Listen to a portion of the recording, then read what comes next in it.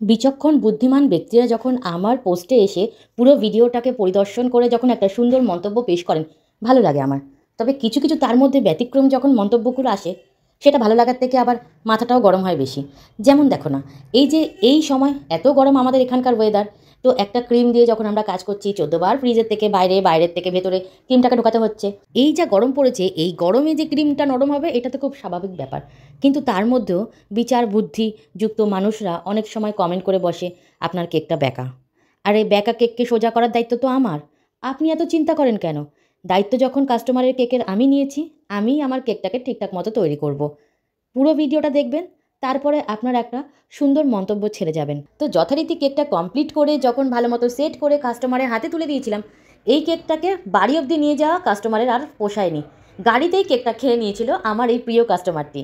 আমার পেজটা তো নতুন, কিন্তু সোশ্যাল মিডিয়াতে অনেক বছর ধরেই রয়েছি। অনেকের ভিডিও দেখি, অনেক মানুষকেই পছন্দ করি।